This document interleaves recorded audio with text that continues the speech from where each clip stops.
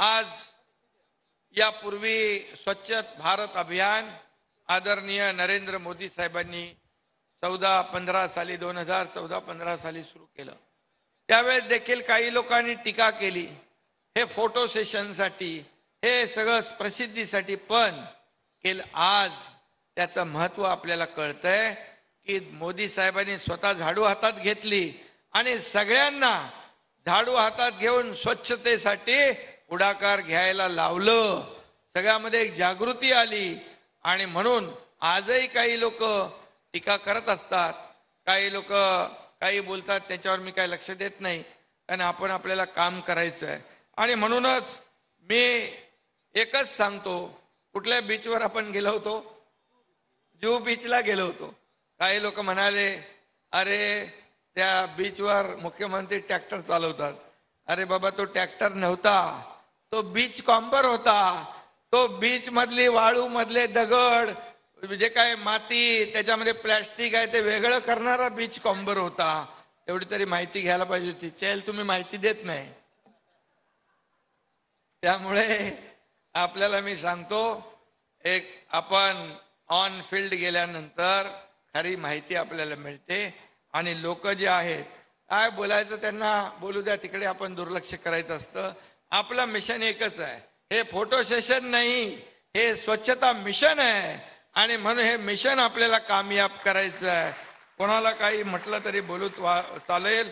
आज इथे संपूर्ण राज्यातले महापालिका आयुक्त आहेत, कलेक्टर आहेत, जिल्हा परिषद सीओ आहेत, हे सगळं हा कार्यक्रम पाहतायत।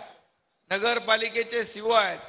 तुम्ही मुंबई महापालिकेचा जो काही पॅटर्न आहे त्याचा एसओपी तुम्हाला पाठवून देत, आपण एसओपी रेडी आहे, त्याप्रमाणे तुम्ही।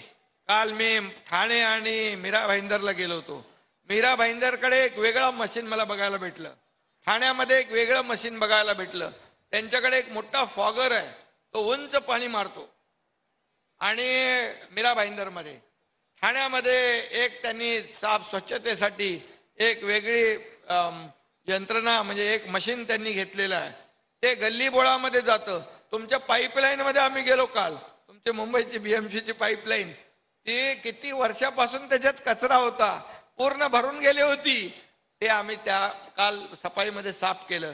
आणि तिथं बांबू प्लांटेशन आणि झाडं लावायची, म्हणजे एवढा कचरा होता, जवळपास 3-4 किलोमीटर। तर हे स्वच्छता अभियानामुळे हे खरं सक्सेस होत आहे। आणि खऱ्या अर्थाने आज मी आपल्याला एवढंच सांगतो, पुढे उद्या आपला नवीन वर्षाला सुरुवात होती आहे। 22 तारखेला अयोध्येमध्ये राम मंदिराचं उद्घाटन होत आहे। मी आयुक्त यांना सांगू इच्छितो की मुंबईमध्ये देखील एक दिवाळी साजरी करा। एक राम भक्तांचा जो काही स्वप्न आहे, बाळासाहेबांचंही स्वप्न होतं अयोध्येत राम मंदिर व्हावं, मोदीजींनी ते पुरं केलंय।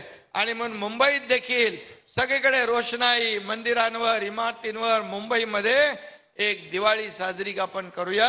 आणि खरं म्हणजे हे आपल्या सगळ्यांना, काल उद्घाटन झालं, तिकडे रेल्वेचं झालं, एअरपोर्टचं झालं, मोदी जे बोलतात ते करून दाखवतात। मोदी गॅरंटी सगळे ऍक्सेप्ट करतात।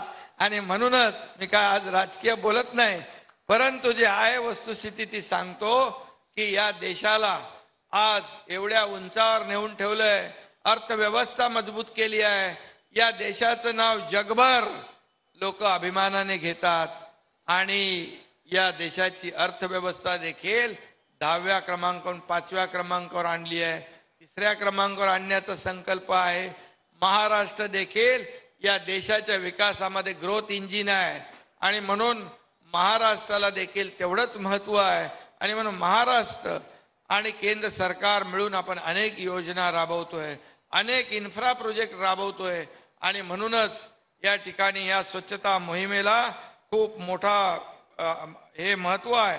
आज आपण 10